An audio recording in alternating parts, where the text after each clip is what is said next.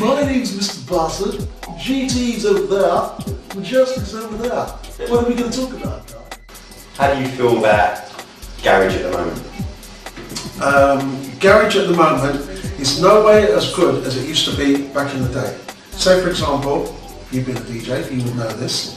When you used to pull from your garage bag, you used to have about 20 odd different producers of music, whether it be Ramsey and Fenn, Wookie, TJ Cases, Dream Team, everybody, you know what I mean, Bump and Flex. There used to be so much producers that you could draw music from.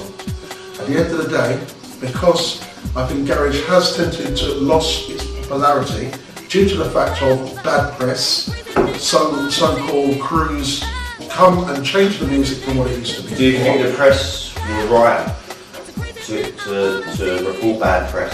No. No. I always think this. I haven't really got anything against crews and everything like that. I've got the greatest respect for certain crews and bits and bobs anyway. Crews that behave themselves and know that it's about love for the music. But I will say that garage did change.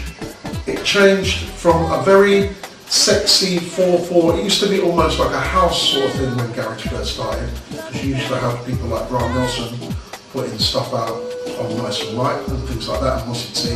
And it has changed. And then you got it changed in a way that, alright, crews became more involved in sort of like this rap over garage. It was, some people used to even label it garage rap to a certain extent. Okay, and it did change and it became a bit more harder and a bit more grimy. I ain't got nothing against that because I believe that when you as a DJ know, when you're mixing up them beats and the bass line, there's so much energy in it. You know what I mean? It's rolling. It's just that I actually believe that certain individuals, in terms of promoters, came in, cashed in on the scene, not because of the love of the scene from their heart, but because they wanted to see how much money they could get, how they could ram dances no matter what. They weren't thinking straight. All they saw was the pound. So they were in there, they were putting on raves, in some cases with inadequate security. And then my phone rings. I'll be right back. For me, what attracted me to garage was the fact that I used to come in and see these girls on the dance floor and they're having it and it was sexy garage, man. Sexy vocal garage, which was the best thing about it. I loved it. And I think every man that basically, if you went into the music in the beginning, you watch after a while when you see them girls dancing because you're like, yeah, whatever, this is sexy. Is that how it does? Yeah, you know what I mean? Anyway, yeah, you know what I'm saying? But it has changed and I have seen changes and there's probably too much for me to go into because at the end of the day, I did start with London Underground in 89-4 when you had the likes of Jason Kay, Ramsey and Fenn, the Dream Team.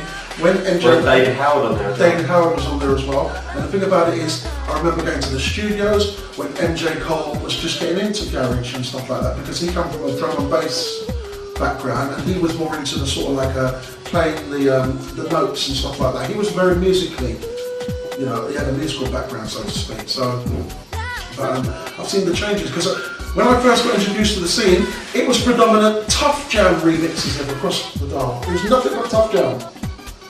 Beer, Tough Jam, and people like that, do you know what I mean? And then I think DJs started to get more involved and started to make their own beats.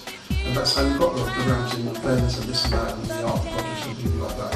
What do you think we can do to get the girls back listening to garage and going to the garage clubs? Have your dance moves.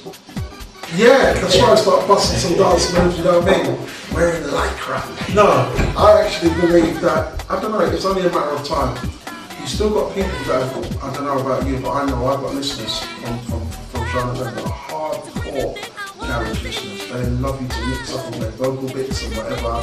Still, even though they play a lot of house today, I don't think it captivates that same energy as when you've got garage music being played and an MC complimenting it. And I actually believe, right, at the end of the day, people always put me as that like original host person because I was the middle person between, that's how I describe myself, the middle person between the DJ and the crowd. There's many times that Tough Jam would come and they're just about to step on whatever, they could pour X amount of records out and say, Buzzard, I'll be better. Because I know what tune is being mixed with that, because you are listening. Do you know what I mean at the end of the day? So that's what helped. So the next DJ that's coming on is not repeating the tune because the crowds are not silly. You play one tune 5 minutes and you try and play 5 minutes later, you see the crowd go, We've heard this. that's good. You know, just heard this, you know what I'm saying? So they're not silly, do you know what I mean? I don't think the people that come to listen to the music and dance to the music are not silly. And they want to be entertained. And they want to go out and have a good night. And people should be able to go out and have a good night without thinking, I'm going to get my head bust or somebody's going to do this to me or whatever, blah, blah, blah. Once upon a time, years and years ago, right, when it first started, they called a meeting. And what they was trying to introduce was a committee for garage. And you would have, say for example, nominees to go on that panel would be Spoonie, Norris the Boss Cross. There's probably shortlists would probably be Match Over One and probably others. Do you know what I mean? What would they realise? And when the discussions was coming down, they was actually saying, well, you can't play the it's either the Casualty tune or I Don't Smoke the Reefer. Right? This was the sort of garage that was actually coming through and breaking through. So garage became very divided. You had the older crowd that were more into the more sexier, and then you had the younger crowd that were getting more into the MC orientated tunes and the more harder beats. Because that, at the end of the day, that was where their energy was as well. Do you know what I mean? So it did come, and to me, garage has become divided. You've got your old school rave, you've got your grime, you know what I mean? You've got your grime, and you've got your 4/4/6, whatever. But I mean, I personally play funky house, as you know, and at the end of the day, that is nice, and in a sense where, even if I'm doing like an early morning Sunday show, it's just something, because you have to have patience when you're mixing house. You don't mix house like how you mix garage, with the chopping and cutting and whatever, blah, blah, blah. You know what I mean? Yeah. And people, some of these so-called house pods that have jumped on the bandwagon, so to speak, and diss the garage, remember where you made your money first, right? These people that diss the garage, at the end of the day, all of a sudden we're on the house thing or whatever, and blah, blah, blah. To me, if you've got any love for any music and respect for music, you don't do that. Simple as that. I like to know that at the end of the day, I'm versatile. I can switch from playing R&B to hip hop, whatever. I do the whole thing, the hosting, but it ain't about me. What I'm talking about is that certain people have jumped on the bandwagon and started to badmouth the garage scene, and to me, that is wrong. Next year for garage, what do you reckon? I actually see now that people are putting on more garage events now. I've noticed that coming up even to the Christmas period.